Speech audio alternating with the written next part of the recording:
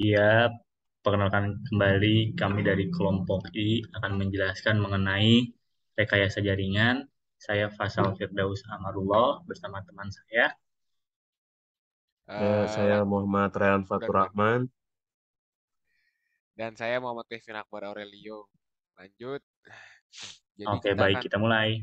Oke, jadi apa itu rekayasa jaringan? Rekayasa jaringan merupakan penggunaan kombinasi teknik sel, rekayasa dan material serta pemanfaatan faktor biokimia dan fisiokimia kepada meningkatkan atau menggantikan fungsi biologis. Walaupun definisi rekayasa jaringan meliputi beragam aplikasi secara luas, dalam praktiknya hal ini lebih tidak jauh dengan upaya perbaikan atau penggantian beberapa atau semuanya jaringan seperti tulang dan kandung kemih. Rekayasa jaringan juga meliputi upaya penciptaan fungsi biokimia khusus menggunakan sel dalam satu organ hasil pekerjaan atau contohnya pankreas hasil pekerjaan misalnya. Rekayasa jaringan menggunakan sel hidup kepada bahan pembangun. Contohnya penggunaan fibroblast dalam perbaikan kulit, perbaikan kartilago dengan kondrosit.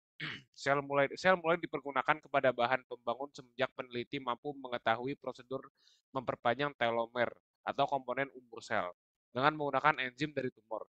Sebelumnya, sel hanya dapat membelah maksimal lebih kurang 50 kali. Eh, Manfaat rekayasa jaringan itu cukup beragam.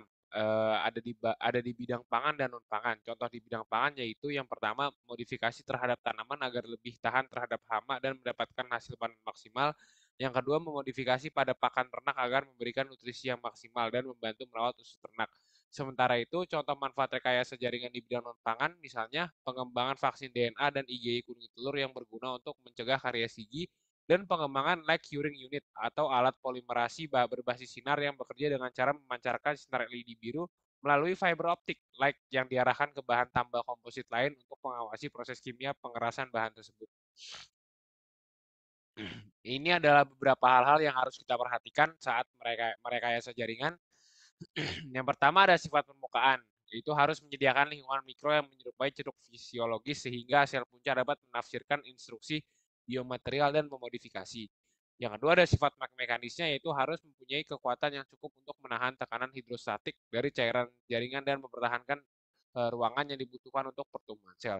Yang ketiga ada sifat morfologi, yaitu harus dapat terjadi peletakan dan migrasi sel, mengirim dan mempertahankan sel dan faktor pertumbuhan, mampu melakukan difusi nutrisi sel, porositas tinggi untuk meningkatkan area permukaan yang tersedia untuk perlekatan sel, dan jaringan tumbuh yang memfasilitasi distribusi sel seragam serta transfer nutrien yang cukup. Sel punca dan manfaatnya. Sel punca atau yang lebih sering dikenal dengan stem cell adalah sebuah sel yang belum memiliki fungsi khusus, dapat memperbarui dan membelah diri menjadi sel yang serupa atau sejenis atau mengubah diri atau berdiferensiasi menjadi sel yang sama sekali berbeda tergantung lingkungannya. Ada dua jenis sel punca, yaitu sel punca embrionik atau embryonic stem cell yang bersumber dari embrio makhluk hidup, atau sel punca dewasa atau adult stem cell yang bersumber dari organ atau jaringan seperti sumsum tulang, darah tali pusat, jaringan tali pusat, plasenta, jaringan lemak, otot, dan kulit. Sel punca embrionik mampu berdiferensiasi membentuk semua jenis sel atau pluripoten, sehingga secara logis hampir semua penyakit degeneratif dapat diperbaiki oleh sel punca embrionik. Sebaliknya, sel punca dewasa memiliki kemampuan diferensiasi lebih rendah dari sel punca embrionik, yaitu hanya mampu mengubah diri menjadi beberapa jenis sel yang umumnya segolongan atau multipoten, sehingga penggunaannya menjadi lebih terbatas. Fungsi utama sel punca bagi kepentingan rekayasa jaringan yaitu sel punca dapat digunakan untuk tempat berkembangnya organisme rekayasa genetika. Mengapa demikian? Karena sel punca belum berdiferensiasi menjadi sel organ lainnya. Lanjut. Baik, selanjutnya apa itu senotransplantasi? Jadi senotransplantasi atau disebut juga transplantasi dari binatang ke manusia merupakan transplantasi dari sel, jaringan, ataupun organ yang masih berfungsi baik untuk kehidupan dari satu spesies ke spesies lainnya. Sebagai contoh adalah dari hewan babi ke manusia. Jadi pertama kali ditemukan pada abad 17 di Inggris dan Prancis. Senotransplantasi dikembangkan karena adanya permintaan organ manusia yang sangat tinggi dan melebihi pasokan yang ada. Di Amerika, 10 pasien telah meninggal setiap harinya saat berada dalam daftar tunggu untuk menerima transplantasi organ vital yang bisa menyelamatkan nyawa mereka. Kemudian, apakah ada jenis transplantasi yang lain? Ada, yaitu pertama autografi, yaitu pemindahan dari satu tempat ke tempat yang lain dalam tubuh itu sendiri. Kemudian ada allografi, yaitu pemindahan dari satu tubuh ke tubuh lain yang spesiesnya sama. Dan kemudian ada isografi, yaitu pemindahan dari satu tubuh ke tubuh lain yang identik, misalnya pada kembar.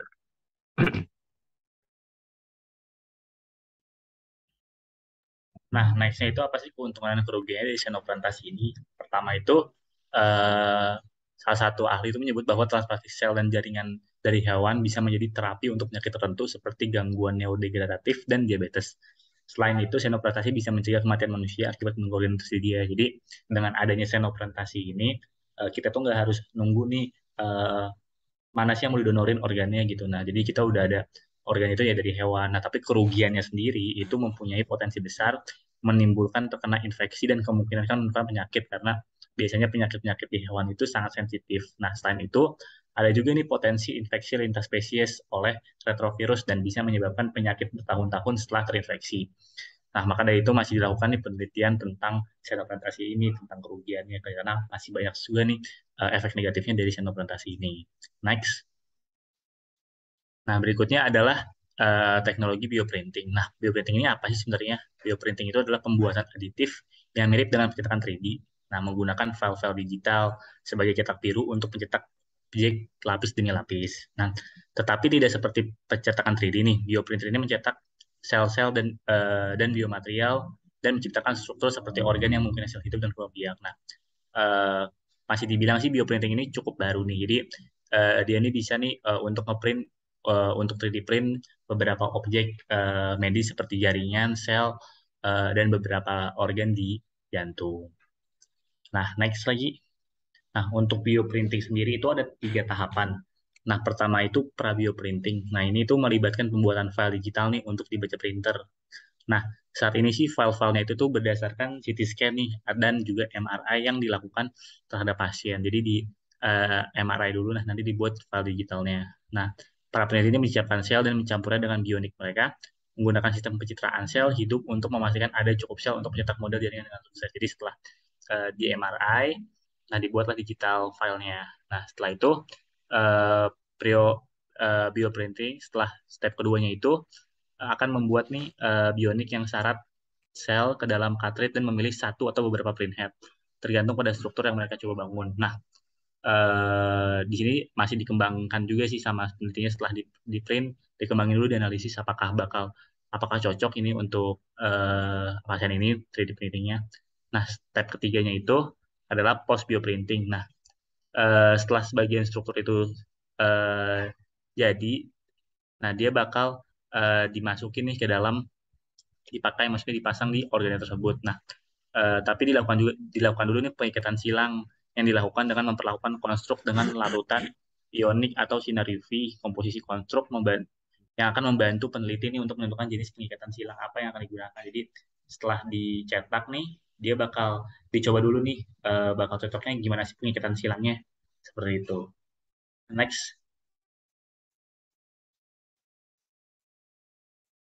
Baik, selanjutnya kita akan membahas tentang sistem kekebalan atau imun dan relevansinya dengan pencangkokan. Nah, di sini kita ingin membahas tentang respons imun tubuh terhadap eh, pencangkokan ataupun rekayasa-rekayasa di tingkat jaringan gitu. Nah, jadi keberhasilan pencangkokan organ terletak pada kendali sistem imun untuk mengizinkan proses adaptasi pencangkokan tersebut dan mencegah proses penolakan. Nah, jadi gen-gen itu merupakan alasan utama pengenalan antigen-antigen asing. Nah, bisa dilanjut. Nah, jadi bisa next. Nah, jadi di sini ada penjelasan tentang MHC dan HLA gitu. Nah, jadi jadi secara simpel molekul-molekul permukaan sel itu bersifat polimorfik dan memungkinkan sistem imun untuk mengenal antigen sendiri dan mengenal antigen asing. Jadi istilahnya mampu membedakan mana antigen yang dimiliki oleh tubuh kita itu sendiri atau suatu organisme dengan antigen asing. Jadi di sini ada yang namanya MHC atau Major Histocompatibility Complex berada pada lengan pendek kromosom kromosom 6. Jadi gen-gen MHC manusia mencerminkan molekul-molekul permukaan sel atau yang disebut sebagai aloantigen yang dikenal sebagai HLA. Nah, jadi antigen MHC atau HLA adalah alasan utama penolakan secara genetik dari penerima pencangkokan terhadap organ atau jaringan asing. Alloantigen ini dibawa ke sel T oleh HLA kompleks yang menentukan kecepatan penolakan ini akan terjadi. Seperti itu. Jadi MHC dan HLA ini adalah mekanisme tubuh untuk mengenali antigen. Jadi ketika kita tidak mengenalinya, si HLA ini tidak dikenali, maka tubuh kita akan yang namanya respons imun, respons penolakan imun. Seperti itu. Oke, mungkin sekian dari kami. Kurang lebihnya mohon maaf. Terima kasih sudah menonton. Jangan lupa subscribe dan like. Mantap.